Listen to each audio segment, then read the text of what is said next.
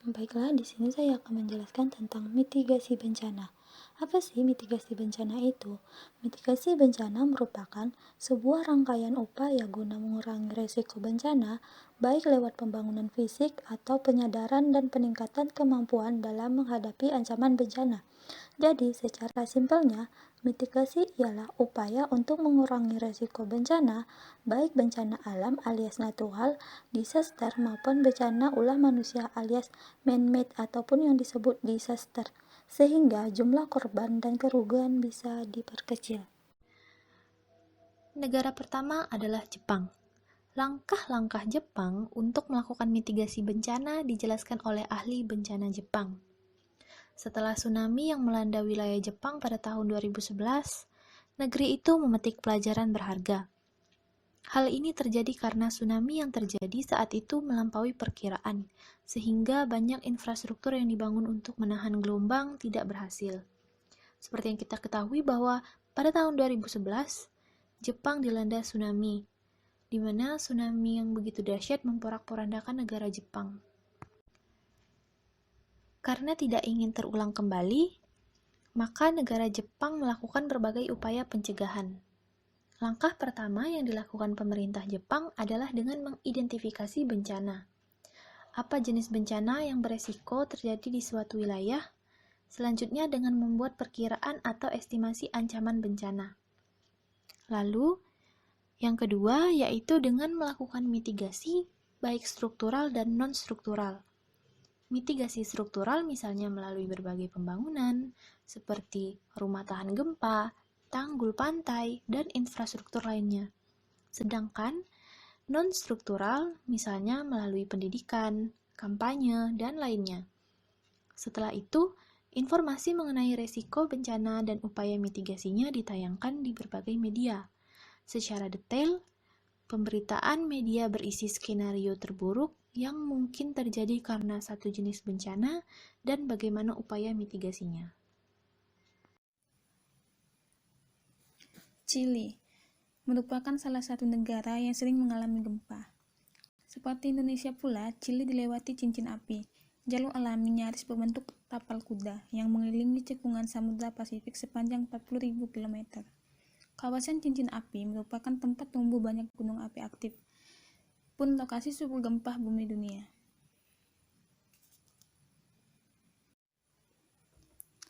Tak tanggung-tanggung, gempa di negara ini bisa mencapai 9 skala Richter.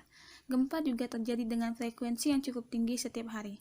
Namun, mereka telah menginstal banyak alarm sebagai peringatan dini bagi warganya untuk segera berlindung jika gempa datang. Beberapa menit kemudian, polisi, ambulan, dan tenaga penyelamat lainnya dengan sirine sudah berpatroli untuk menolong penduduk. Selain itu, mereka juga telah menentukan standar bangunan tahan gempa hingga 9 skala Richter.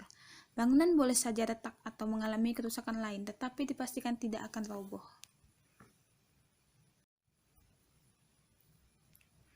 Karena menyadari kerawanan akan gempa, pemerintah Chili telah menetapkan sistem pencegahan dan penanggulangan bencana yang disebut sebagai terefektif di dunia. Sistem ini melibatkan aturan ketat konstruksi bangunan, simulasi evakuasi, dan persiapan matang. Mitigasi efektif berkenaan dengan tindakan yang diambil sekarang sebelum bencana berikutnya melanda demi mengurangi konsekuensinya di sisi keuangan dan kemanusiaan. Adanya deteksi dini tsunami membuat sekitar 1 juta orang dipindahkan ke lokasi aman. Deteksi dini dan persiapan bencana itu merupakan pelajaran yang dipetik dari gempa 2010 yang berkekuatan 8,8 skala Richter dan tsunami yang mengikutinya.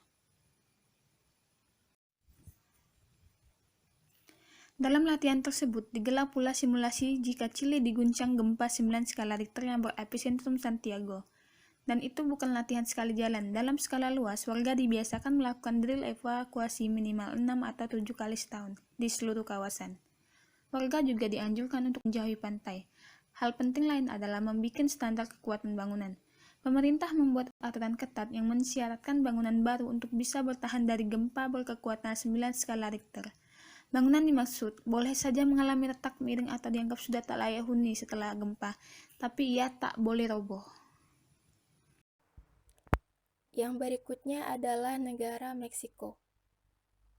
Mirip dengan negara Chile, Meksiko menggunakan alarm pendeteksi pergerakan seismik untuk memberikan waktu selama 50 sampai dengan 86 detik bagi warga untuk menyelamatkan diri.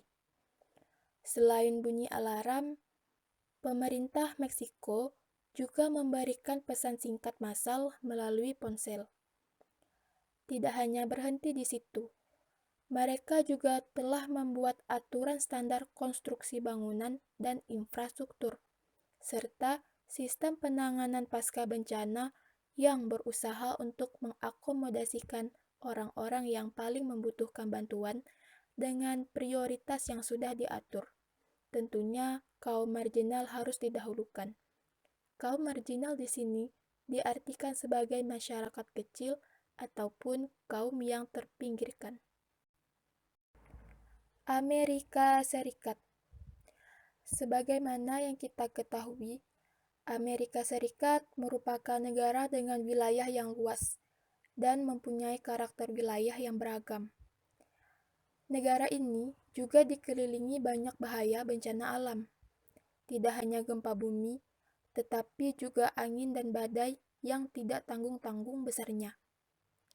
Selama ini, Amerika Serikat selalu memberi peringatan awal atau peringatan dini melalui alarm dan broadcast jika bencana terjadi agar warga sekitar memiliki waktu untuk menyelamatkan diri mereka. Warga di wilayah rawan bencana pun sudah membekali diri mereka dengan bunker di rumah dan bangunan penting lainnya. Selandia Baru atau New Zealand. Selandia Baru juga termasuk negara maju yang memiliki mitigasi bencana yang baik. Seperti yang dijelaskan pada PPT ini, Selandia Baru adalah sebuah negara kepulauan yang terkenal dengan bentang alam yang indah. Negara ini juga disebut dengan Aotearoa dalam bahasa Maori yang artinya tanah awan putih panjang. Banyaknya aktivitas alam membuat Selandia Baru harus mempunyai sistem mitigasi atau upaya pencegahan terhadap kerusakan dari bencana alam yang mungkin terjadi. Salah satunya adalah bencana alam yang disebabkan oleh naiknya massa air dengan gelombang yang tinggi dan kekuatan destruktif yang besar, yang biasanya disebabkan oleh gempa bumi di dasar laut, yaitu tsunami. Tsunami Warning System adalah prosedur peringatan yang dilakukan untuk mengurangi resiko kerusakan dan kematian yang disebabkan oleh tsunami. Tsunami Warning System di negara Selandia Baru dikelola oleh Ministry of Civil Defense and Emergency Management atau Kementerian Pertahanan Sipil dan Pengelolaan Keadaan Darurat dan dibantu beberapa partisipan lain seperti kepolisian, pemilik kapal, kepala pelabuhan, pengelola dermaga, dan pemerintah daerah. Ministry of Civil Defense and Emergency Management bertanggung jawab untuk menyebarkan informasi dari pemberitahuan resmi secara nasional di Selandia Baru dengan bantuan teknik oleh GNS Science, suatu institusi yang mengembangkan ilmu kebumian di Selandia Baru.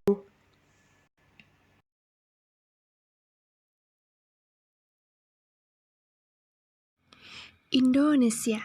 Secara geografis, Indonesia merupakan negara kepulauan yang terletak pada pertemuan 4 lempeng tektonik, yaitu lempeng benua Asia, benua Australia, lempeng Samudra Hindia, dan Samudra Pasifik. Manajemen bencana yang ada di negara Indonesia. Pengelolaan penanggulangan bencana dimulai pada saat pra-bencana, tanggap darurat, dan pemulihan. Penanggulangan bencana pada saat pra-bencana dengan cara melakukan identifikasi jenis bencana, peluang terjadinya bencana di suatu lokasi, dampak bencana, dan mitigasi resiko bencana. Pemetaan potensi dan ancaman bencana perlu dilakukan di setiap daerah. Dari pemetaan ini, kita dapat melakukan upaya mitigasi resiko bencana sesuai dengan jenis dan karakteristik bencana. Pengukuran asesmen ketangguhan bencana di setiap daerah perlu dilakukan untuk mengetahui bagaimana suatu daerah, termasuk penduduknya, mampu bertahan dan melakukan pemulihan bila terjadi suatu bencana. Teknologi peringatan dini perlu diterapkan di setiap daerah rawan bencana, agar penduduk di daerah tersebut dapat mengetahui lebih dini bila akan terjadi bencana, sehingga mereka segera melakukan evakuasi untuk penyelamatan jiwa. Perspektif logistik juga perlu.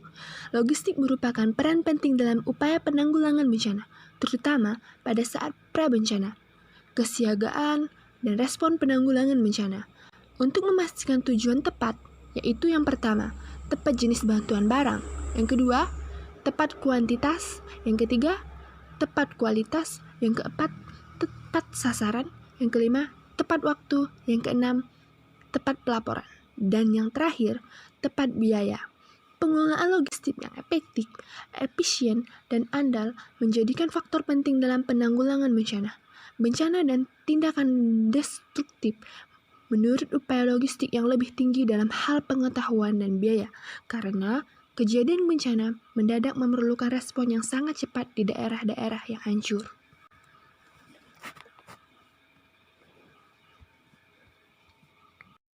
Perbandingan mitigasi bencana di negara maju dan di Indonesia. Di Indonesia, penanggulangan bencana diatur dalam Undang-Undang Nomor 24 Tahun 2007. Di dalamnya diatur mengenai kelembagaan yang berwenang untuk menanggulangi bencana. Hak dan kewajiban masyarakat dalam penanggulangan bencana, peran lembaga usaha dan lembaga internasional, serta pendanaan dan pengelolaan penanggulangan bencana. Seperti yang telah dijelaskan sebelumnya, bahwa gempa bumi belum dapat diprediksi dan tidak dapat dicegah, melainkan dapat dikurangi resikonya. Untuk mengurangi resiko bencana gempa bumi, salah satunya adalah penataan ruang di suatu wilayah. Di Indonesia, terdapat peraturan yang mengatur penataan ruang di kawasan rawan gempa bumi, yaitu Peraturan Menteri Pekerjaan Umum Nomor 21 Tahun 2007. Gempa dan tsunami yang mengguncang Jepang dan menelan korban relatif kecil beberapa waktu lalu membuktikan bahwa penanggulangan bencana di negara matahari terbit tersebut sangat tangguh. Tak hanya bencana tsunami, Jepang juga dianggap tangguh dalam menangani bencana alam seperti letusan gunung berapi. Indonesia sebagai negara yang memiliki gunung berapi terbanyak di dunia menghendaki agar penanganan bencana Jepang dapat ditiru oleh negara ini. Perencanaan wilayah di Jepang berbasis mitigasi bencana jauh lebih rinci dan terarah, sehingga pemulihan pasca bencana di Jepang dilakukan dengan efektif dan efisien. Indonesia, khususnya Banda Aceh, telah berusaha untuk memulihkan kembali kawasan dampak bencana, namun belum diikuti dengan konsep kontrol yang jelas, juga dengan tahap-tahap yang sistematis dan teratur sehingga hasilnya masih belum terlihat maksimal. Penanganan bencana alam gunung berapi di Jepang memang sangat handal. Pemerintah Jepang umumnya menempatkan satu orang profesor dan 3-5 orang doktor untuk memantau pergerakan gunung berapi. Para pengamat ini biasanya dibekali oleh sejumlah sistem dan peralatan penunjang yang sudah canggih dan lengkap. Sementara untuk Indonesia, pengamatan gunung berapi umumnya ditangani oleh sedikit ahli. Diketahui dari 5 gunung berapi yang ada di Indonesia, hanya ada 1 orang ahli yang ditempatkan. Tidak hanya dari segi sumber daya manusia, anggaran yang dikeluarkan pemerintah Jepang untuk penanganan bencana jauh lebih besar dibandingkan Indonesia. Polemik lemahnya penanganan bencana di Indonesia umumnya selalu dikaitkan dengan 2 isu klasik, yakni sistem manajemen dan ketercukupan sumber daya anggaran. Bila urgensi pembentukan kementerian dengan alasan kurang efektifnya sistem manajemen dan terbatasnya sarana prasarana dan dukungan anggaran, tidaklah berarti dengan membentuk kementerian menjadi efektif dan alokasi anggaran menjadi lebih besar. Meskipun sebesar-besarnya anggaran yang disiapkan oleh pemerintah dalam mengatasi bencana, tetap harus ada estimasi tentang biaya risiko bencana secara struktur dan disesuaikan dengan kemampuan keuangan negara.